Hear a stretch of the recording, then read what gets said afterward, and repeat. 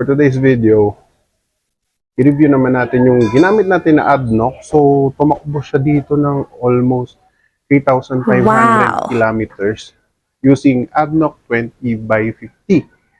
So, ngayong araw, order tayo ng ADNOC. So, itatry natin yung ADNOC ulit. So, okay naman yung performance sa akin. So, i-change oil muna natin bago natin pag-usapan kung ano ba yung naging maganda sa ADNOC mo. So, let's go sa ating TRK.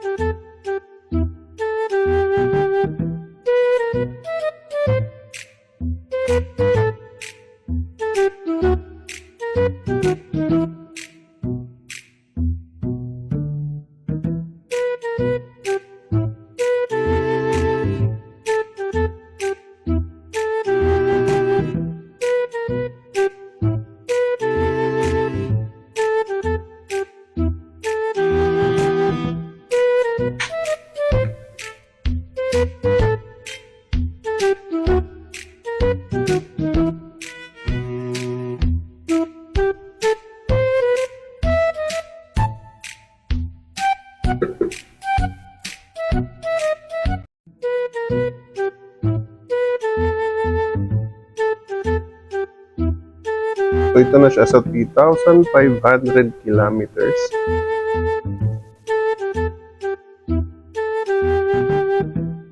Pumapula pa siya.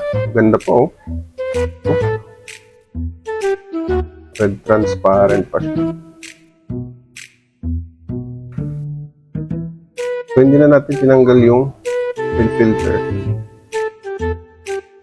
Kasi sa susunod natin siya papalitan ng oil filter. Every ika-2 change oil ako nagpapalit ng oil filter. Okay, so antayin lang natin siya mag-drain.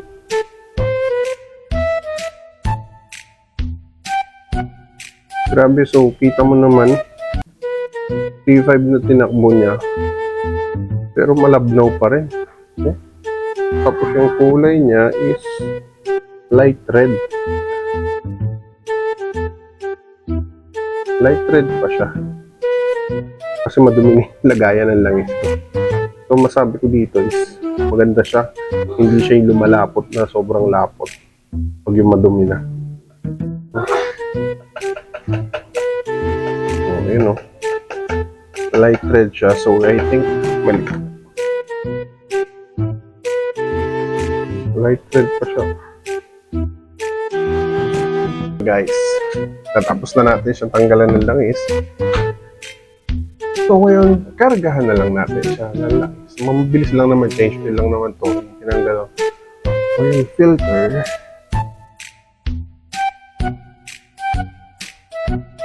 So ito.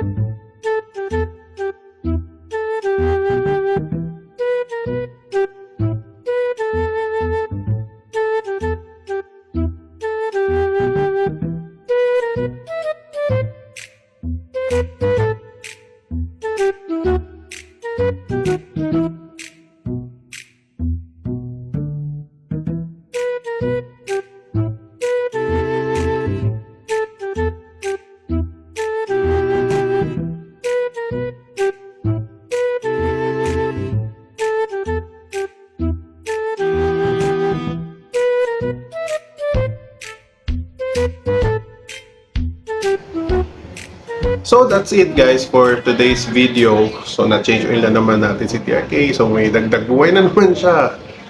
So another 3,000 na naman bago tayo magpapalit. So ADNOC Voyager 20x50 synthetic blend yung currently ginagamit ko ngayon. So naka 3,000 na ako, 3,500 na ako nagamit yon. So ito change oil na natin. So maganda siya dahil matagal siya dumumi, naman malinaw pa siya, malabnaw pa rin siya. Hindi siya yung lumalapot kahit matagal mo nang mahaba na yung tinakbo niya. So, at the same time, mura siya. And, mura siya eh. So, nabili ko siya is, I think, 260. Sa TikTok shop ko pa nga binili.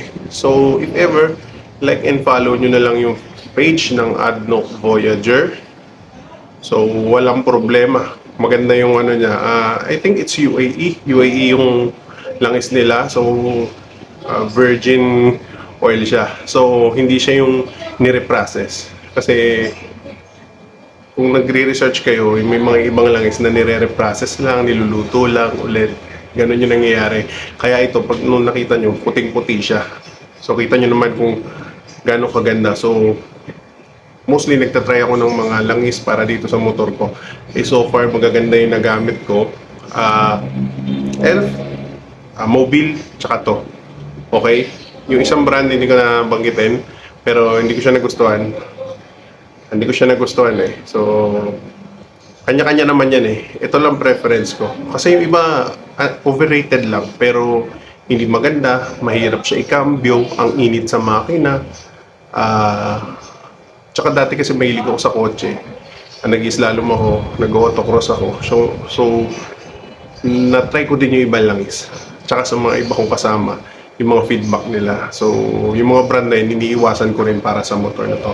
So, till next vlog, so like and follow lang sa page para magkaroon pa tayo ng mga updates with regards to TRK, sa mga upgrades niya, sa mga updates. So, yun lang. Thank you.